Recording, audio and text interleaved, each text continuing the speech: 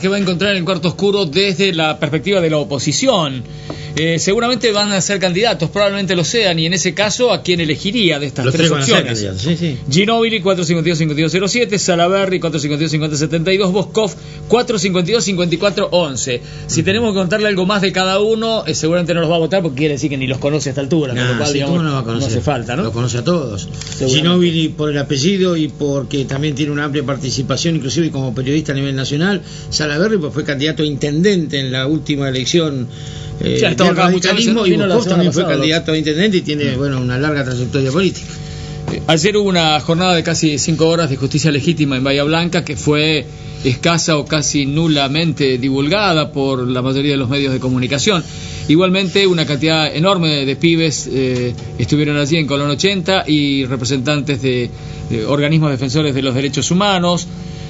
Por ahí hubiera sido interesante que hubiera habido también público que solo está recibiendo una mirada sobre el tema de la justicia, la mirada del Colegio de Abogados, la mirada de las corporaciones, la peor de las miradas en todo caso, porque es la que convalida una justicia que hasta ellos en algún momento se han quejado de su calidad, pero a la hora de las reformas reaccionan de una manera... ¿No estuvo el colegio? No estuvo el colegio, no estuvo ningún... Claro, que los abogados del colegio no pueden hablar tampoco, si no pueden hablar, les prohíben hablar. Bueno, pues pueden ir a escuchar. De las causas. Nadie les prohíbe escuchar. Sí, ¿no? Nadie les prohíbe escuchar. En esa jornada donde hubo 9 expositores, el primero de ellos fue el doctor Hugo Cañón, que ha sido fiscal durante tantos años acá en la Justicia Federal y que es copresidente de la Comisión Provincial por la Memoria y que, digamos, más allá de la mirada jurídica del asunto, tiene una mirada política, porque es un tema eminentemente político, ¿no? Sí, claro que es político, todo es política. En definitiva, la vida es política, el accionar o el interaccionar de los seres humanos es político, y justamente cuando se ha dicho que algo no es político o se ha dado una pátina de prescindencia y de distancia, es justamente cuando ha habido gobiernos autoritarios, como fueron las dictaduras militares, en la que hablar de política era pecado mortal, era algo peligrosísimo, y había que descartar la política cuando ellos estaban haciendo política, y la política nada menos que la del terrorismo de Estado, del exterminio, y de ese exterminio que no fue una casualidad, sino que era justamente garantizar los intereses económicos de las grandes corporaciones. Ahora, esas grandes corporaciones económicas que manejaron los hilos del poder son los que están acostumbrados al manejo histórico del poder. Y pasa también con el tema de la justicia. La justicia, en última instancia, el pobre, el marginado, el que cae en las garras de la justicia es el que está poblando las cárceles, y la justicia, en serio, para que tengamos más democracia y más pluralidad y más posibilidad de igualdad, es la inexistente. Por eso hacemos el cuestionamiento de esta legítima, de esta justicia tan parcial, tan hasta desde lo formal, con ese ceremonial, ese tratamiento de señoría y de excelencia. Vuestra Excelencia en el caso de las cámaras, en el caso mío como fiscal de cámara me trataban de Vuestra Excelencia, y a veces los empleados también tenían que corregir los oficios porque eran mal recibidos por un juez si no le decía sus señorías, y todo un protocolo que en la época de Alfonsín se dejó sin efecto en el ámbito de la administración pública, pero siguió funcionando 3 décadas prácticamente. Claro, lo de excelentísimo señor presidente lo sacó Alfonsín. Claro, y dirigirse de un ministerio a otro como señor, como corresponde, ¿no? Pero eso es un simbolismo de lo que tiene que ver con esta forma de creer que son dueños de la verdad y que en última instancia van a poder gestionar determinadas medidas en favor de los poderosos, pero nunca atendiendo a los más débiles. Eso en general el perfil. Hay excepciones, por supuesto, hay que rescatar. Bueno, de hecho los de justicia legítima, son centenares o miles, también son parte, en su gran mayoría, de esa misma justicia, ¿no? Claro. Justicia. Y lo interesante es que fue una actitud reactiva que tuvimos, y digo tuvimos porque fue una cosa que se generó después de la publicación de la solicitada de parte de la Asociación de Magistrados de la Justicia Nacional y de otros sellos que en última instancia no aparecían con nombre y apellido, invocando una pretendida representatividad que no tenían. Entonces comenzamos a comunicarnos por mail, por teléfono, decimos esto no puede ser, es un disparate, y ahí nació esta idea de hacer algo diferente y una propuesta diferente, y surgió la idea de justicia legítima, y empezamos a convocarnos, a juntarnos, sacamos una solicitada de repudio a la otra solicitada de esta corporación, y empezamos a juntarnos también en la Audiencia Nacional, y ahora estamos replicando esto en todo el país, hablando con la gente, llevando la conciencia a la ciudadanía de lo que significa dar un paso muy importante para que la justicia sea más democrática, para que tengamos más igualdad. Se acaba la república, dicen acá, de ese sector, ¿no? Y también mucha dirigencia política opositora que obviamente está metida de pies y manos con estos sectores conservadores, ¿no? Que claro, pero siempre que mandaron. Lo interesante de esto es que hay una oposición frontal y global sin desmenuzar la cuestión, porque yo le preguntaría a cualquiera que se considere demócrata, ¿quién va a estar en contra de que los jueces digan qué patrimonio tienen, que publiquen por internet y que cualquier ciudadano sepa cuántas casas tienen, cuánto gana, dónde viaja, que aparezca en el patrimonio, no como ahora que está bajo 7 llaves y solamente hay que dar una orden judicial para poder saberlo? O que paguen impuestos a las ganancias, que paguemos impuestos a las ganancias, que estamos eximidos, como también están eximidos los empleados judiciales, que es una excepción para el empleado judicial en actividad, y por eso algunos gremialistas se oponen, hicieron un paro inclusive de 3 días, oponiéndose. Pero de Piumato, sí, claro, fue evidente, ¿no? Sí. Apuntando a esta. Ahora, y por ejemplo en lo provincial, que se habla de reforma judicial, y lo único que se ve es un retoque a la excarcelación, como si todo pasara por el tema de las excarcelaciones para que haya más seguridad, y lo presentan como una reforma. ¿Cómo ve el funcionamiento de la justicia, no tanto a nivel nacional, sino la justicia ordinaria? Lo que pasa es que se han hecho espasmódicas reformas excarcelaciones permanentemente, manejándose con la coyuntura.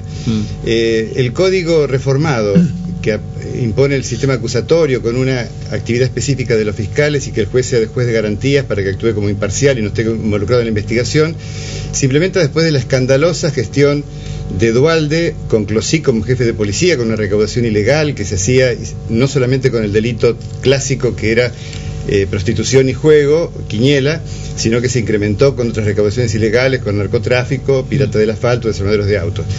Todo eso estalló con el famoso caso Cabezas, y de la mejor policía del mundo pasamos a tener la maldita policía, y Duhalde se vio obligado a hacer una reforma, intervino la policía, se nombró a Lugones como interventor, y ahí comenzó un proceso de reforma. Ese código reformado, moderno, como fue el código del año 1998, prácticamente no se aplica, porque establece, por ejemplo, que no puede prolongarse la prisión preventiva más de 2 años. Después, por vía de los jueces y demás, dijeron, y bueno, hasta 3 puede ser, y por qué no un poco más. Y hoy día están en prisión preventiva personas hasta 5 o 6 años, y a veces terminan absueltos después, y no les pagan ni les compensan el tiempo de prisión preventiva.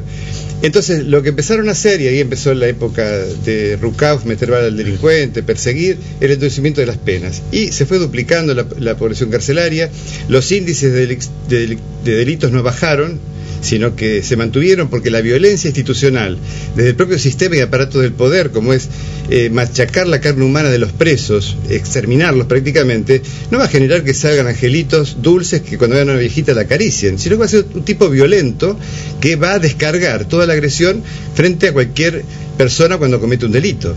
Además, la mano dura satisface demanda de grandes sectores de la sociedad, ¿no? Claro, porque tenemos internalizado esto, y además hay una campaña mediática muy fuerte de esto. Y es un discurso, como dice Zaffaroni, que no nace acá. La nueva provincia anteayer hizo apología de la justicia por mano propia. Dice, si no lo hacen los que lo tienen que hacer, lo harán los ciudadanos de bien, ¿no? Y ahí va de la mano lo que es la nueva provincia con meter bala y matar.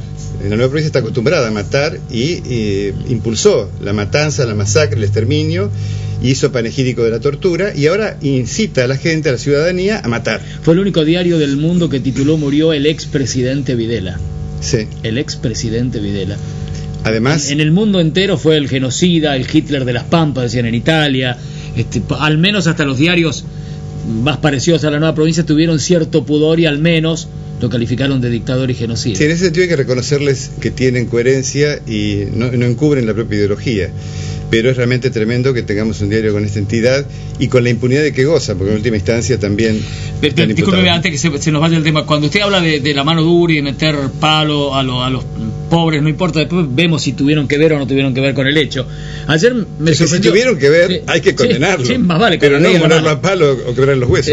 Decía ayer la doctora Calcinelli en la jornada, que me sorprendió. La doctora Calcinelli, que es jueza de garantía. Jueza de garantía. Dijo, tengo colegas que cuando tienen casos sensibles entre manos, miran la nueva provincia y los medios digitales, y según cómo estén valorando esa situación, después toman una determinación. Hablando de que la falta de independencia de la justicia muchas veces tiene que ver con estas cosas, ¿no? Es así, terrible. Es así. Es terrible. Y eso. los pocos jueces que se animan a cumplir con la ley y en última instancia respetar el sistema de garantías, que el sistema de garantía no es otra cosa que tener una constitución, porque de lo contrario siempre el más rico, el más poderoso, el más fuerte va a imponer su voluntad sobre el más débil. Si justamente hay garantías para que las reglas de juego sean para todos iguales, para el rico y para el pobre, teóricamente al menos. En general se le aplica solamente a los más ricos el tener arresto domiciliario, el irse a su casa, el no ser encarcelado. Pero en realidad las garantías constitucionales vienen maestro, un contrato social para poder convivir más civilizadamente. Ahora, el juez que se anima a aplicar esto tiene a la vuelta de la esquina para ir a juicio político, como le pasó al juez Sallari, que estuvo por haber escarcelado a alguien, o la misma doctora Calcinelli, que hicieron una asociación directa entre liberar a un homicida, que correspondía liberarlo porque la ley lo dice, y como cometió otro delito después, inmediatamente ya no fue el autor del delito el que mató, sino la jueza que lo liberó.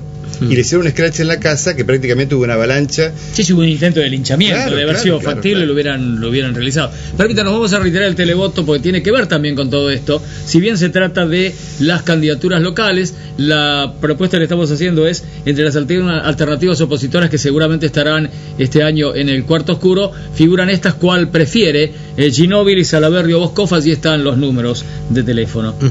Cañón, una cosa que me llama la atención es que se esclarecen en materia porcentual más delitos sexuales que cualquiera de los otros delitos, de los robos, de narcotráfico. Es decir, hay más condenados. Cada vez en la cárcel hay más condenados por delitos sexuales. No sé, en la cárcel de Floresta debe haber más del 10%. No sé. No sé si están así. Yo no creo que sean tan así. Me parece que hay una visibilización muy grande del tema de los delitos sexuales. Porque tienen varios factores en juego. Recordemos que en nuestras épocas de infantes había violaciones que no eran denunciadas. Exactamente. Hasta los padres culpabilizaban a la hija que denunciaba una violación y tenían que guardar silencio. Había muchas violaciones en el ámbito intrafamiliar. Hoy día, afortunadamente, se da visibilidad. Los chicos se animan a hablar con los padres, comentan cuando hay... Es decir, hay más condenas porque hay más denuncias también. Claro, no es un tema probatorio. Porque yo puedo sospechar que por ahí los otros delitos, por ejemplo el narcotráfico, hay una intervención, hay un encubrimiento. Ahí sí, hay complicidad. Acá no hay ningún condenado, hay 3 o 4 condenados de 500 presos, 3 o 4 por narcotráfico. Muy serias y tienen que ver también con esto del dominio territorial. Esto se lo decíamos al gobernador Scioli el 8 de agosto cuando le presentamos el informe anual de la Comisión por la Memoria. Yo le decía que cuando el territorio está gobernado por las mafias es peligroso, pero si el Estado está presente y el Estado de Derecho se impone de alguna manera, es una regla de juego entre el debate entre la ley y el delincuente. Ahora, cuando las bandas organizadas como el narcotráfico están atravesados por la misma policía, que son funcionarios estatales, estamos en graves problemas. El caso Candela, que yo le relataba a él, 2 bandas enfrentadas, una dirigida por un español, otra por un argentino, en que secuestran a la nena, la mantienen bien en cautiverio. Son 2 bandas de narcotraficantes. Claro, porque la madre de Candela habló de un cargamento de cocaína que llegaba, eso fue el factor que hizo que la secuestraran, pero lo terrible es cuando llega la orden de matarla, que la matan con empalamiento, dándole la forma fetal, la ponen en un freezer y luego la tiran en una bolsa de residuos en un basural. Terrible. Todo esto se lo describía yo a Scioli antes del informe del Senado, él no dijo absolutamente nada. Y estamos hablando del copamiento del territorio por las bandas criminales. Por ejemplo, en Rosario, ahora que saltó también el tema del narcotráfico, un hombre estaba discapacitado, precisaba silla de ruedas. El narcotraficante va y le compra la silla de ruedas. En el barrio logra prestigio y logra impunidad porque nadie lo va a denunciar. Es el protector de ellos. En escuelas que tienen carencias, viene el narcotraficante y van y le dan el apoyo para la pintura, para los muebles, para lo que fuera. Así que ojo con esto. Están entrando de esa forma, claro, el Estado tiene, pero porque está infiltrada la propia policía que está haciendo el gran negocio con esto.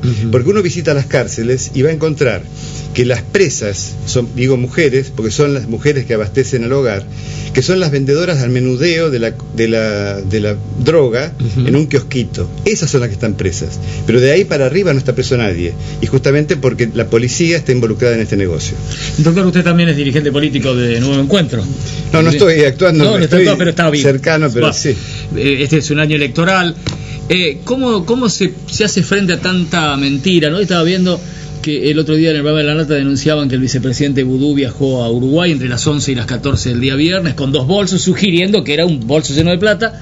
y a esa misma hora estaba en el Senado de la Nación haciendo un homenaje a Lula, justamente a las 11:52, con lo cual debiera haber estado en vuelo. Como otras tantas mentiras que se vienen publicando. Ahora ya sale también el fantasma del fraude. Ahora los caceroleros del 18N están diciendo todos los caceroleros tienen que ser fiscales porque el gobierno, ya descontando cuál va a ser el resultado de la elección en realidad, ¿no? Pero ¿cómo se enfrenta toda esa campaña? Es una cuestión muy seria, muy grave, y que la vemos como va bajando también en el caso de Venezuela. Venezuela fue orquestado, lo de Capriles, que fue un golpista, y en última instancia invadió una embajada también en la época la embajada de Cuba en el golpe a Chávez. Sí. Así que están parados por una cobertura. Bien me informaba gente de allá, una argentina que estuvo haciendo como corresponsal durante las elecciones, cómo estaba diagramada la entrada por Colombia, cómo se hizo la masacre y la provocación para que haya una reacción y muertes colectivas y de esa manera desestabilizar al gobierno. Ese mecanismo de allá lo quieren aplicar acá. El sistema de Venezuela es uno de los más transparentes del mundo, lo dijo Carter, la Fundación Carter, no lo decimos nosotros, y sin embargo se cuestionó la elección esta porque quieren debilitar ante la ausencia del líder como era Chávez. Y acá en la Argentina pasa algo similar, y de alguna manera la instalación de esto, o como dijo Dolina ayer, dice: ojo a la nata, ojo, que cuando empieza a instalar el odio se genera una situación que puede ser irreversible. Ojo con instalar el odio, porque la nata está incentivando al odio, creando fantasías. Es muy artísticamente cómico lo que hace, pero mucha gente lo digiere a libro cerrado. Cree la gente. Lo cree y se instala. Y Dolina lee una carta, justamente en su programa, de un tipo que dice, sí, lo pasamos en la radio, algo de Juanjo, ¿no? Sí, que le dice, sí. Juanjo, pero ¿cómo te creíste esto? Te está diciendo, no podemos vivir más, la economía se cae, nos vamos todos al diablo. Parte de la premisa de que la afirmación de la nata es cierta. Entonces se va generando una cadena y uno ve con los mails. Yo no me tomo el trabajo de responderlo, salvo a algún amigo muy querido que por ahí le doy una respuesta y una fundamentación porque sé que la va a escuchar. Pero acá se repiten eslogan y van instalando esta idea de que no se puede vivir, que estamos asfixiados. No miran los restaurantes con colas, que en los teatros están repletos. Me decía Tito Cosa, que es presidente de Argentores, dice: nunca se vendieron tantas entradas como en esta época en los teatros, están repletos en Buenos Aires. Sí, nadie pasa que vaya al exterior a pesar del sesgo y toda la historia. Sí, pero independientemente de eso, sí. A mí lo que me sorprende es cómo la gente les cree y no tienen pruebas. Es decir, por ejemplo, que se pesa la plata y no se cuenta. ¿Dónde está eso? Si a vos te da $1.000.000, lo primero que hacen es contarlo. Pero le sirvió o decir que una bóveda está lleno de 2.455 millones de euros. ¿Dónde está la prueba?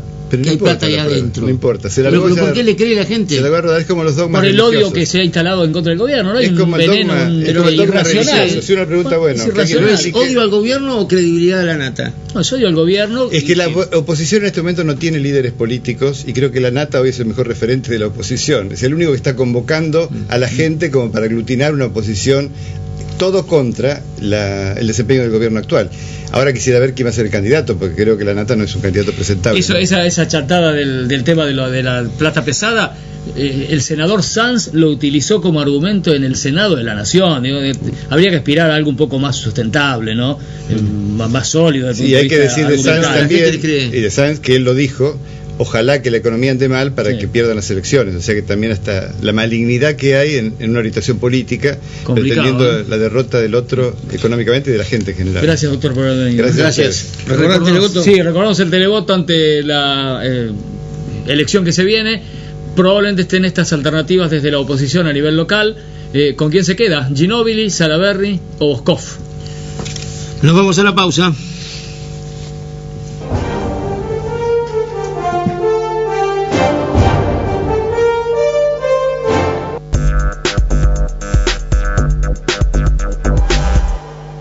Yo en este teléfono tengo el último mensaje que me mandó él cuando no llegaba al cumpleaños de mi nieta, que cumplía 1 año. Inclusive ya he cambiado celular después y le pido por favor para tratar de no perderlo. Para mí es una cosa que la llevo conmigo. Lo recuerdo a él y así, de esta manera, con los ojos llenos de lágrimas, pero bueno, sé que me hace más fuerte. Si una estrella más cayó, este cielo llora.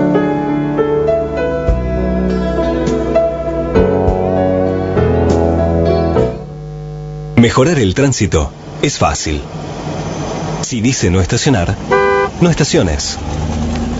Respeta las señales. Todos somos responsables. Programa de movilidad sostenible para el microcentro de Bahía Blanca. Honorable Consejo Deliberante. Droguería Sur, Sociedad Anónima, empresa integral de capitales bahienses, con garantía de calidad exclusiva del productor original.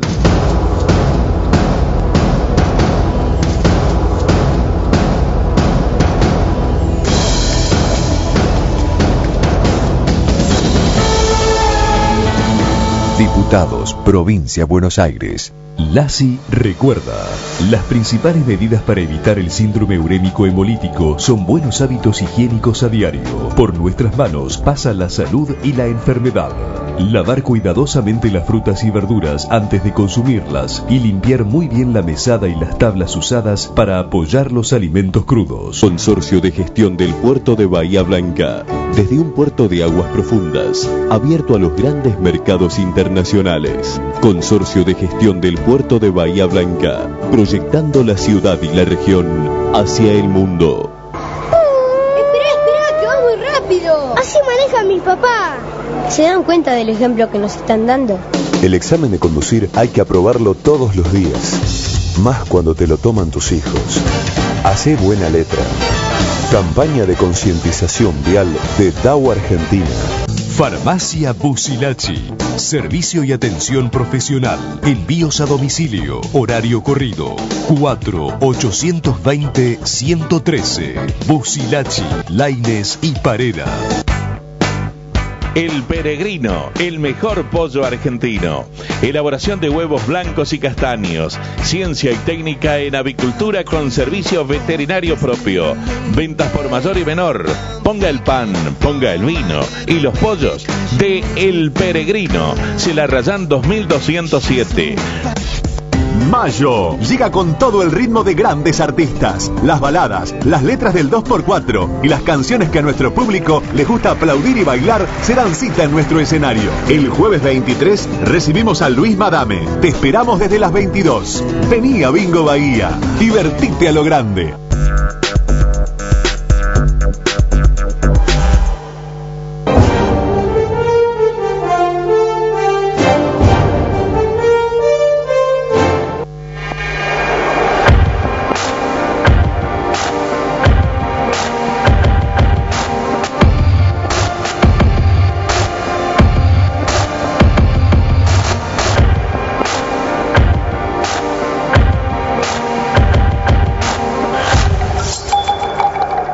Gelardi SRL, concesionario oficial Honda para Bahía Blanca y la zona. Bueno, seguimos. Recordamos el televoto de esta noche. La pregunta tiene que ver con posibles opciones desde la oposición a nivel local para estas elecciones. Ginóbili, Salaverry o Boscov. ¿Con cuál se queda? Ahí están los números y los teléfonos de la producción: 451-3900, 451-3900 y 452-0756. Se cae la silla. Sí, no sé qué tenés ahí. No, está gastada. Ayer en la jornada... la mía. Sí, debe ser, sí. Hay que poner un nombre atrás como los directores de cine. Ayer en la jornada de justicia legítima, el doctor Abel Córdoba dijo que cuando haya que archivar la resolución del juez Santiago Ulpiano Martínez, que denegó la detención de Vicente Massot, el archivista indefectiblemente va a ir al anaquel de la ficción, porque, digamos, desconocer el vínculo estrecho que unió y une a la nueva provincia con la dictadura militar y con el crimen de Heinrich y Loyola, es decir, quien lo desconoce es porque está abordando la cuestión desde el área ficcional y no desde la realidad. Ustedes deben compartir, doctor Palazani, doctor Nevia, que son los que habían hecho el pedido, deben compartir esta valoración sarcástica que hace el fiscal Córdoba, ¿no? Sí, lo pone en su real dimensión a eso, porque yo creo que además Martínez va mucho más allá, incluso de la defensa de la nueva provincia. La nueva provincia reconoce en uno de sus editoriales de la época que el delito, digamos, lo que pasa es que hace transferencia, ¿no? Siempre hace transferencia la nueva provincia, siempre pone en el otro esta cosa del enemigo, del terrorista, del subversivo y demás, pero reconoce y elige como enemigo en esa época al diario La Opinión de Timerman, y sostiene en una editorial que la guerrilla no hubiera tenido la fuerza y la capacidad de daño en este país si no hubiera sido sustentada desde lo ideológico, de lo discursivo, desde un diario. O sea, está reconociendo la propia Nueva Provincia que la labor de un diario puede ser muy importante en esa guerra, en esa ficción, que del lado de la Nueva Provincia, por supuesto, se sostenía en esa época, en ese discurso que construyeron. Entonces, ellos mismos están reconociendo que se puede desarrollar una acción psicológica en una faceta de la guerra, como claramente estaba previsto en todos los reglamentos, en el conocido plan del ejército que presentó acá Vilas en la época que el doctor Cañón lo llevaba adelante esta investigación. Presentó muchos documentos valiosos que nos permitieron conocer los distintos planos de esos operativos, digamos. Bueno, la Nueva Provincia cumplió acabadamente y precisamente ese rol de acción psicológica y reconocido perfectamente. En realidad, uno cada vez que lee las editoriales y cada vez que incluso vuelve a escuchar algunos discursos, para mí realmente están confesos. Ahora, ¿qué capacidad de daño y de transformación y de influencia en las mentes que han tenido en estos días? Cuando salió este mamarracho del DNU de Macri para preservar presuntamente la libertad de prensa, en realidad para preservar los intereses de Clarín, porque hasta limita el derecho de huelga de los trabajadores periodistas en los medios. La concejala radical Aloma Sartor, presidenta del Partido Radical en Bahía, dijo que lo de Mazzotte es parte de la... No es presidenta ahora. Ahora no, bueno, tenés razón, sí. Fue presidenta. Que lo de Mazzotte en Bahía, el pedido de ustedes de la detención, forma parte de la persecución a los medios independientes por parte del gobierno. La dirigente de un partido al que perteneció Mario Abel Amaya, que murió en la sala de tortura, y que la Nueva Provincia celebró esa muerte con un inolvidable editorial titulado Que lo lloren los marxistas. Digamos, tener tan escasa, y la señora Sartor es mayorcita, es como nosotros, sí. Con lo cual, digamos, habrá leído el diario de ese día. Y tener esta idea de que ahora, si no viene Macri de la Sota con un DNU que nos ponga cubierto de los avances del gobierno, gente como ustedes van a perseguir a los medios independientes como al pobre Mazzotte, ¿no? La verdad que sorprende, qué sé yo, no sé si les causa algo más allá de lo formal de la función que tienen. Sí, digamos, el argumento de la libertad de expresión era un argumento que nosotros se preveía como uno de los posibles argumentos defensistas, que es un argumento defensista, por eso nos encargamos de aclarar en las 200 páginas que tuvo nuestra requisitoria, y reforzado por la investigación, ¿no?, que se venía desarrollando hace mucho en pruebas concretas, que lo que se está investigando acá no es una opinión, sino la concreción de hechos delictuales. No estamos hablando de la opinión de la Nueva Provincia, como bien lo señalaba recién Miguel, cómo se utilizó el medio, el instrumento dentro de un plan delictual, lo cual también nos preocupó en la sentencia, en la resolución que sacó el juez, porque hay un párrafo en donde desliga de cualquier responsabilidad al medio. Increíblemente es la única persona que se preocupa por defender a la Nueva Provincia. Como decía Miguel, ni siquiera la Nueva Provincia ha utilizado esa defensa. Desliza el argumento de la libertad de expresión, más allá de que reconoce que no es el planteo de la Fiscalía. Les voy a confesar una infidencia. Al día siguiente de conocerse el pedido de detención, que era fue un viernes eso, ¿no? Sí, bueno, sí. El sábado era el cumpleaños del juez Martínez, y me encontré con alguien conocido que es amigo del juez, y le digo, ni por puta se la concede, ¿no? Le digo así, hablando en confianza. Dice, mirá, no, son 147 páginas, me dijo que tenía el escrito. 67. O 67. No, 147. 200, bueno.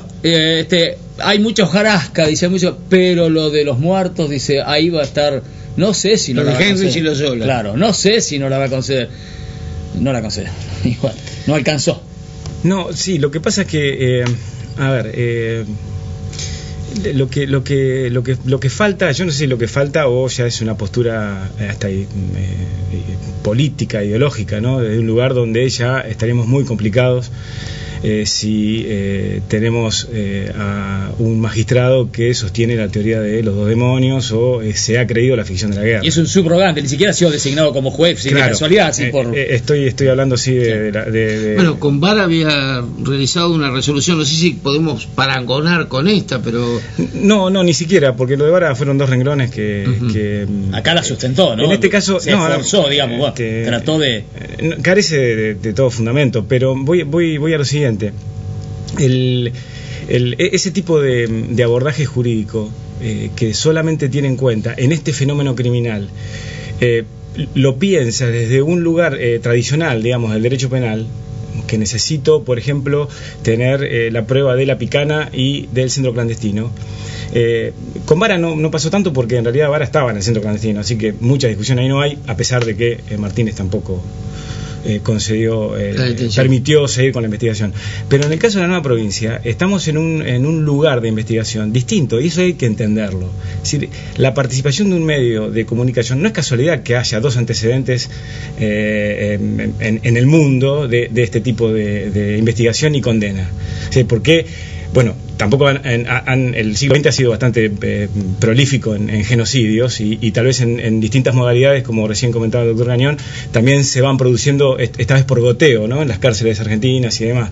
Pero en las modalidades más violentas y más desembosadas, como han ocurrido acá en Argentina, o ha sido el de Ruanda, o ha sido el genocidio armenio, o el emblemático que es el nazi, el holocausto. Entonces, el fenómeno criminal es tan impresionante y tan desbordante para las categorías penales que motivó incluso que un jurista alemán en los 60 creara categorías nuevas como para tratar de abordar ese fenómeno. Que el Código Penal prevé autorías y demás para, si bien esto lo abarca, para fenómenos menos violentos o más por decirlo de alguna manera, cotidianos en términos criminales.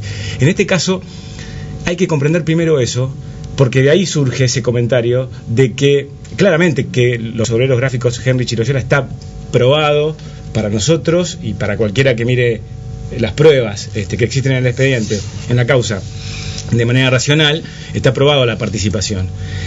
Ahora, es muy interesante ver el trabajo y la acción psicológica que se hace en otro plano delictual como partícipe de esa asociación criminal, junto con las Fuerzas Armadas y con otras fuerzas o con otros estamentos de corporaciones civiles, que necesariamente nos sitúa en la posición de leer, porque el delito se comete de esa manera, creando conciencia, haciendo cobertura, invisibilizando,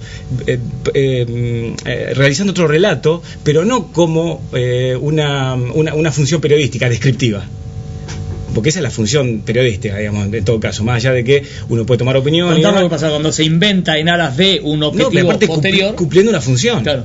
Cumpliendo una función dentro de un plan. A la que nadie los obligó, sino una que cosa, subieron de buen gusto. Una cosa que por supuesto estaban identificados totalmente. Una cosa que se comentaba es que era más difícil, hubiera sido más fácil probar a Diana Julio de Massot que a Vicente Massot. Por una cuestión de que dicen era muy joven, en esa época no está muy clara su participación, tenía 25 años, ¿es así? A ver, si viviera Diana Julio de Massot, para ustedes, ¿hubiera sido más fácil?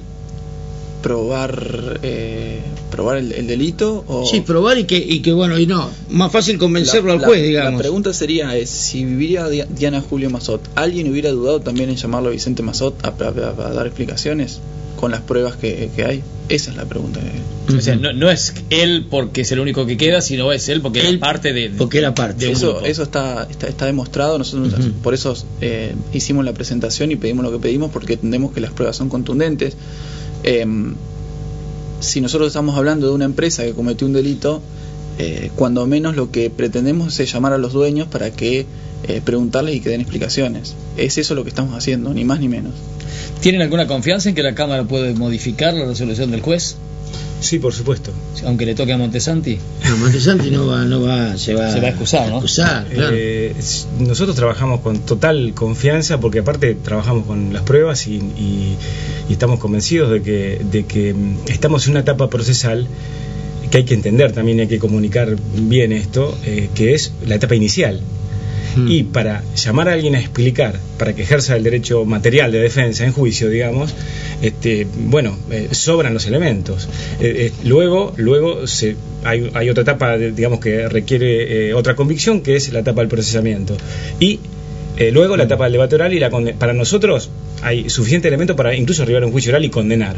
Pero en realidad estamos en la primera etapa, con lo cual mucho más todavía. ¿Cómo serían los para tiempos, llamarlo, doctor? ¿no? Es decir, ahora, para que la Cámara se pronuncie, ¿ustedes apelaron? ¿Tienen tiempo para apelar? ¿Ya está presentada la apelación? No, nosotros estamos, todavía no se venció el plazo para apelar, estamos preparando la apelación, así que la presentaremos en los próximos días. ¿Y cuánto tiempo tiene la Cámara para pronunciarse? La Cámara Federal tiene un tiempo, digamos, legal, procesal, pero normalmente nunca se respeta por el cúmulo de causas. ¿Creo que puede pasar un año? No debiera pasar un año, creo que en los próximos... ¿Antes de fin de año? Sí, por supuesto. ¿Debería pronunciarse? Sí, tendría que pronunciarse antes de fin de año, sí. Sí. Un dato de Videla, que en la Nueva Provincia menta como expresidente, único caso en el mundo, un diario que lo menciona así. Para los que dicen que Videla fue peor que Hitler, hay una anécdota, pero que es representativa. La madre de Hitler en sus últimos años de vida fue atendida por un médico judío, a quien en agradecimiento Hitler le otorga un salvoconducto y le salva la vida. Videla tuvo 7 hijos, uno de ellos oligofrénico, que estuvo internado en la colonia Montes de Oca en Opendor, donde desapareció la doctora Jubileo, ¿te acuerdas? Sí. Y ese hijo de Videla murió, pero cuando vivía y estaba internado en esa colonia, quienes lo atendían eran las monjas Leonie Duquet y Alice Domon. Videla padre las tiró de un avión.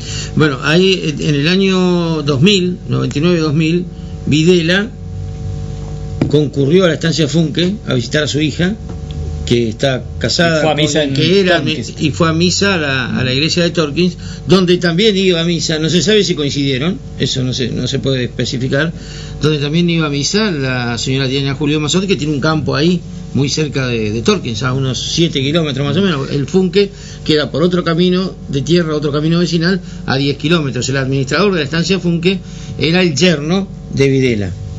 Sí, claro, uno escuchaba recién esta cosa de la coherencia, ¿no? En los años, una coherencia insoportable realmente, pero además ese titular le da categoría constitucional. Es increíble, ¿no? Le da categoría constitucional, porque si es expresidente es una categoría constitucional. Sí. Entonces, realmente es desde lo merecida, inapropiada, desde lo discursivo, que no es cierta. No, por supuesto. Que no es cierta, tampoco es un ex dictador, es un dictador. Es un dictador, es un genocida. El discurso es para analizar a diario. Están buscando, hay plata ahora para quien dé datos sobre Arroyo, ¿no? El coronel Arroyo, que fue de seguridad de Menem, que tuvo un registro automotor y que acá había sido la patota del Quinto Cuerpo, ¿no? Sí, salió... Que estuvo en el crimen del hermano de Hidalgo y de su mujer. Sí, desde el Ministerio de Justicia de Nación está el programa donde se lleva adelante las búsquedas, aparte de la jurisdicción, ¿no? de prófugos, y hoy salió la recompensa por datos por Arroyo. ¿Él no estaba en Bahía Blanca? No estaba. Estaba escarcelado. ¿Escarcelado por quién? En su momento por Álvarez Canale, y después fue confirmado por la Cámara. Ajá. Y nosotros pedimos su detención en la inminencia del juicio en octubre del año pasado. El 21 de marzo de este año volvimos a repetir, haciendo especial mención por supuesto, al peligro de fuga y a la impunidad que se prolongaría con esa fuga. Tentoni también tuvo varias de estas decisiones, ¿no? Así mandó a la casa unos cuantos. Bueno, hay muchos, hay algunos que están escarcelados, otros en domiciliarias por distintos motivos. Ninguno en la cárcel. En ninguno de esos.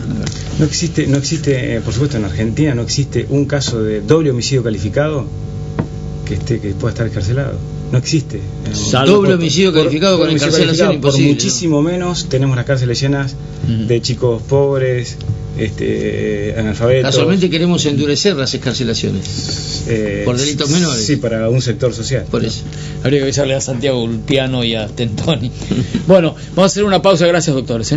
Vamos a hacer una pausa. Recordamos el televoto, tiene que ver con las elecciones de este año. Opciones desde la oposición, a ver cuál prefiere. Allí están las 3 alternativas que hoy elegimos: Ginóbili, Salaverry o Boscov, con los respectivos números.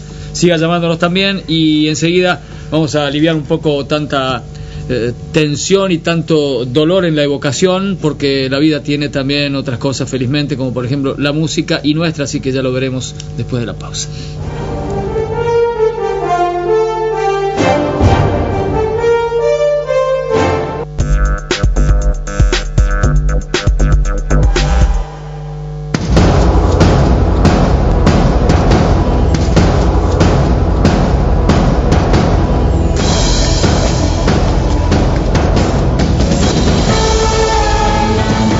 Diputados, Provincia Buenos Aires. LASI recuerda, las principales medidas para evitar el síndrome urémico hemolítico son buenos hábitos higiénicos a diario. Por nuestras manos pasa la salud y la enfermedad. Cocinar los alimentos a temperaturas elevadas que aseguren la destrucción de las bacterias. ¿Cómo se hace la urea granulada que ayuda a la tierra a dar más alimentos? Vení a conocernos. Llama al 0800-222-8732. Profértil. Tu hija sabe cómo manejas. Mi hija ya sale del colegio, esperamos acá. Pero estás en doble fila. ¿Qué tiene? Es un ratito, mi mamá siempre lo hace. El examen de conducir hay que aprobarlo todos los días. Campaña de concientización vial de DAO Argentina. El Peregrino, elaboración de huevos blancos y castaños. Ponga el pan, ponga el vino y los pollos de El Peregrino. Celarrayán 2207. Farmacia Busilacci. Servicio y atención profesional. Envíos a domicilio. Horario corrido. 4-820-113. Busilacci, Lainez y Parera. Cooperativa Ángel G. Borlengui. De trabajo, vivienda, consumo y crédito limitada. Mayo llega con todo el ritmo de grandes artistas, las baladas, las letras del 2x4 y las canciones que a nuestro público les gusta aplaudir y bailar serán cita en nuestro escenario. Finalizando el sábado 25, recibimos a Ricardo Rubio. Te esperamos desde las 2. Vení a Bingo Bahía, divertite a lo grande.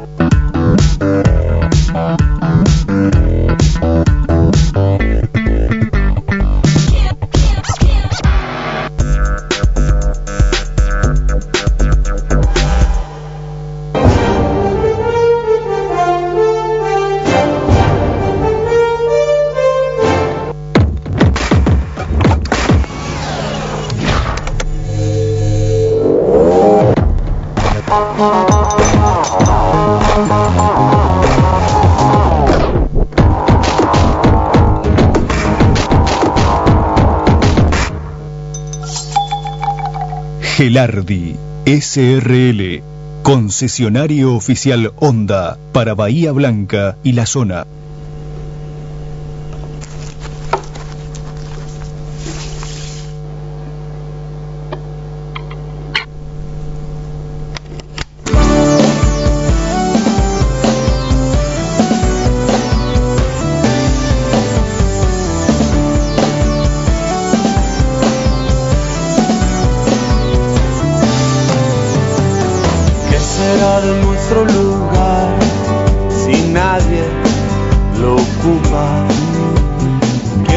Encargar de limpiar el aire con lupa, que de mi manera de andar con vos en la nuca, que de tu obsesión de pasar la vida a upa.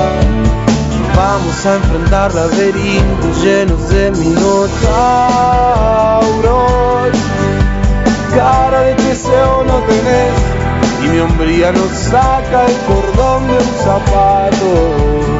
Días y meses y años y pasos chiquitos subiendo peldaños, todo parece indicar que en la soledad de ciudad vamos a andar por un tiempo con fiebre y sin panos. La historia pone al final todo en su lugar, en el medio lloramos pero al fin pasará.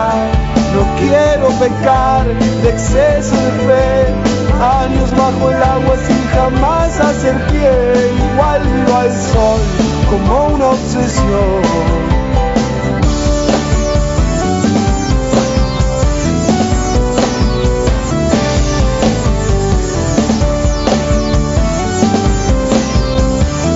Bueno, y acá está sin sombrero. Esa guitarra no es cualquier guitarra. Esa no es cualquier guitarra, ¿no? ¿Es cierto? Esa es una guitarra que era de Spinetta, claro. ¿Es cierto? Sí, la tenemos nosotros. ¿Y cómo? las cosas de la vida, en realidad, porque no, me hubiera gustado incurrir en ese delito, sobre todo por un fin tan justo. ¿Cuánto hace que la tenés más o menos? No, hace algunos años, porque un amigo, en realidad esa guitarra fue fabricada en Bahía por un luthier muy reconocido de aquí. ¿En serio? Sí, luego se rompió en México en una gira de Spinetta y vino acá para ser reparada. Y en uno de los arreglos que hicieron le quedó la guitarra. Y en una de las unas cosas un amigo... ¿Pero sigue viviendo ese hombre acá en Bahía? ¿Hace trabajo? Sí. ¿Quién es? Cristian Yanamico. Y después la guitarra se rompió y se rompió en México. A Spinetta se le cayó un colectivo, en realidad. Entonces se la mandó para que la repare. A otros trabajos que le había hecho. Sí, una historia así, más o menos. Entonces se quedó con la guitarra y... Bueno, y después llegó a nuestras manos y... La tocó Spinetta esa guitarra. Sí, grabó Los Socios del Desierto, que es un disco para que nos gusta Spinetta, muy reconocido.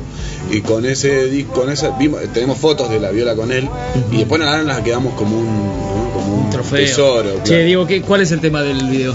Estos Grandes Diseños es la tercera canción de Anda a Laburar, es el segundo video de Anda a Laburar, porque el tema anterior era Me Hace Feliz, el otro corte, o sea, la otra canción que se difundía.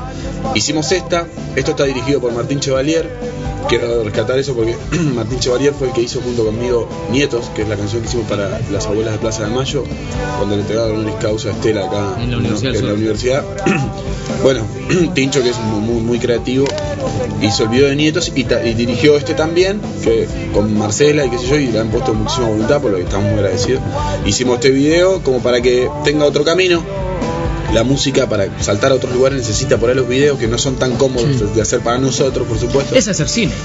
Es hacer un poco, video es hacer cine. Y es llegar por otro lugar, por otro camino a los mismos lugares. Y eso es lo que pasa. De hecho, me encontré gente que me dice, me gusta tu tema nuevo. La verdad que el tema ya estaba en el disco y bueno, pero está bien y para eso se hacen los videos, para que lleguen a más gente. ¿Cómo ves tu lenguaje corporal en el video? ¿Estás conforme con él? No, la verdad que no. Yo, cuando vas superando algunas cosas, vos lo que querés es que la música llegue. Claro. Entonces ya revisarse uno mismo es bastante egoísta, porque lo que hay que lograr es que las canciones lleguen y el camino es el camino. Aparte vos sos músico, no sos actor de cine. Y además que hasta si es gracioso hasta puede estar mejor. Y esto está rodado en la CAP.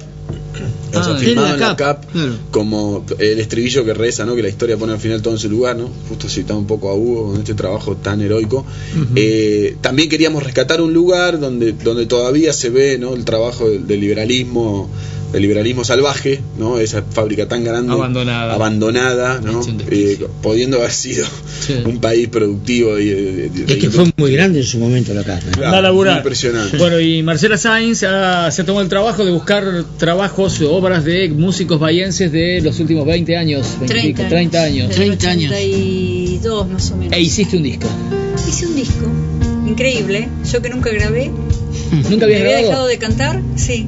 Vos fuiste de las primeras que cantaba en los bares en los 80, cuando empezó la libertad, cuando se empezó a respirar, ¿no? Cuando cambió el aire. Muchísimo. O sea, que eras una mocosa en esa época. No. Sí. Ya no. Sí. Nunca fui chica. Me parece que nunca fui chica. Que se llama Canciones de Acá a la Vuelta. Canciones de Acá a la Vuelta es en homenaje al grupo que seguía a Ramiro, los de Acá a la Vuelta. O sea, tiene todo que ver con todo.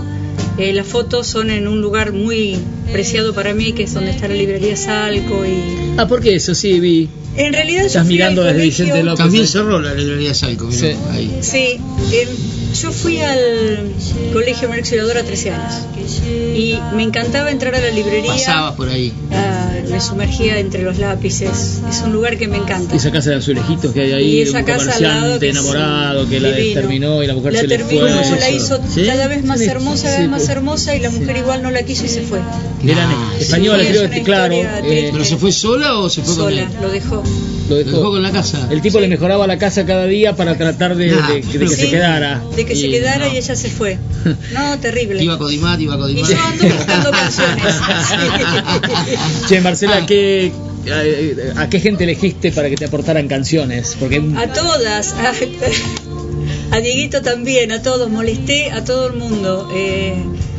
Desde Satua, que es Eduardo del Gobo, Duilio Mambor, Daniela Rúa y Pinky Fernández, que en realidad ahí un poco empieza a gestarse el tema.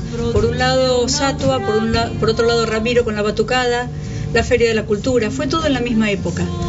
Y hay música de Milton Amadeo, de Franco Barberón, de Murci Buscairol, de Pablo La Sala, de Marcelo Lemos, de Pedro Giorlandini. Que Pedro lo produce el disco además, ¿no? Pedro lo produce, sí. Un regalo. Sí. Un regalo, mi amigo. Me hizo. Es un productorazo. Yo creo que tendría que ser obligatorio tener un productor en cada disco. El domingo lo presentas en el teatro. Sí, lo presento en el teatro con la presencia de los autores y tocando. Va a estar Murci Buscairol tocando, que es el de Bobby las Aspirinetas, un músico tremendo.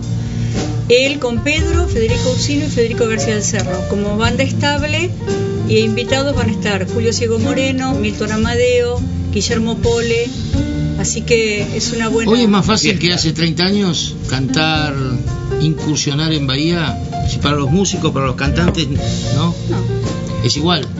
No, nosotros tuvimos en nuestra época, en los 80s, se nos valorizó mucho. Es más, trabajábamos de eso. Yo creo que... No, después te alejaste un poco, ¿no? Yo me alejé. Cantarás en tu casa, pero... No, tampoco. No canté más. Es más, cuando volví tomé clases, que nunca lo había hecho. ¿Te costaba? ¿Te costó? No, en realidad yo pensé 15 años sin cantar. ¿No cantaba? ¿En serio no cantaste más? No canto. Si no canto, no canto. Mira.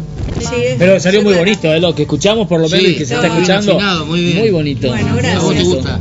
Me encanta. Y bueno, ¿y cómo va a ser actuar ahora? No te pensé que llegabas tan alto, la verdad. Sí. No pensé. No, y me tiran para abajo porque soy soprano en realidad. ¿Y cómo va a ser el teatro? Es un desafío. No, yo canté ya en el teatro, hice un recital muy importante una vez con Néstor Gómez, que es un guitarrista que estaba con el Chanco Farias Gómez. He cantado. Hace mucho que no canto. Vamos a ver, yo estoy tranquila. ¿Estás tranquila? Está muy preparado el disco, está muy preparado. Está muy lindo el trabajo, la verdad está fantástico. Sí. Está fantástico. Sí, es. Esto lo banca el Fondo de las Artes, ayuda por lo menos, no sé si lo banca, pero ayuda. En realidad el proyecto era hacer un disco de piano y voz nada más, y nos embalamos y bueno, lo que lo que nos dio el fondo dura el 40% claro. de...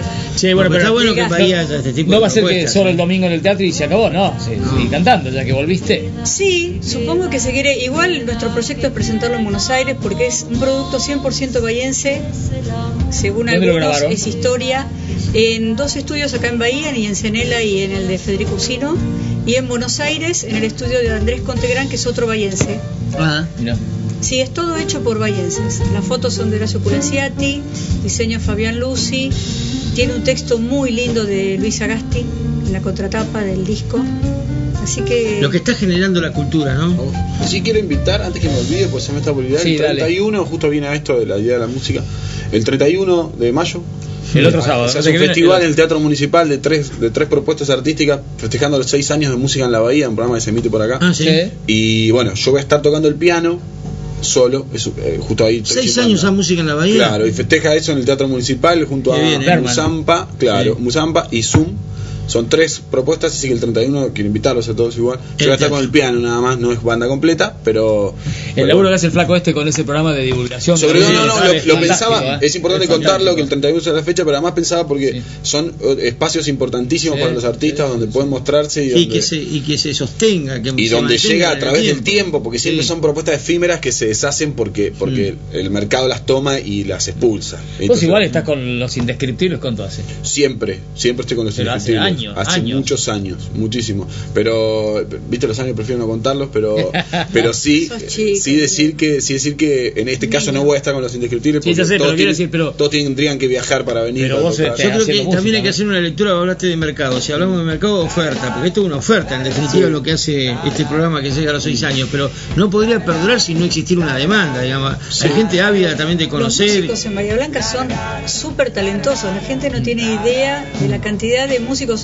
A mí me pasó ahora buscando autores. Y los espacios también. Yo creo que es importante, es importante lo de Grego, es importante lo de Sarmiento, ¿cómo se llama? Faustino. Puentes Amarillos, ahora hay otros chicos que abrieron un lugar. Sí, Bocheto, Espacio de Arte, que es una sala muy interesante. Toqué el fin de semana pasado con el piano, estuvo tremendo. ¿Qué es ahí por la Inmaculada? ¿Por ahí? No, por España el 300. Bueno, por eso, sí. Pero sí, bueno, vas a ser redondeado, sí que hay mucho espacio y muchas propuestas propuestas artísticas y cada vez más llevadas a cabo, porque en muchos casos siempre la música del interior le faltaba, como se dice, estructura. Mentira, ahora está todo y profesionalizarlo, además, porque está súper profesional, está todo buenísimo. Que ya no te pregunten, che, ¿laburás además vos? Claro, no. ¿Podés más trabajar? No es así. Bueno, gracias. Che, felicitaciones, gracias. De corazón, y buenísimo. Va a estar seguramente buenísimo lo del... Bueno, los espero. Lo del teatro. El domingo ahí vamos a estar. Sí, aparte, bueno, me olvidaba que también Coco Serrangeli, que es el de la Corchea Salvaje, que es otro grupo emblemático. Y va a ser la primera vez. Hijo. Y es la primera vez, por ejemplo, que van a tocar Milton con Pedro, que son dos talentosísimos que nunca tocaron juntos, así que es una buena oportunidad de ver ahí qué magia se genera. Gracias, Marcela. Gracias. Por favor. ¿Tenemos el televoto? Tenemos el televoto, sí. La pregunta ya la conocen, ¿y cuál fue el resultado? Presenta el resultado del televoto. Elásticos Bahía, reparación y venta de elásticos para el automotor y toda la línea completa de pickups importadas. Elásticos Bahía, Thompson 1340. Musumesi, taller de carpintería, vascomesadas, puertas, ventanas, placares, pisos, cortinas de enrollar. Musumesi, taller de carpintería, Drago 976. A ver.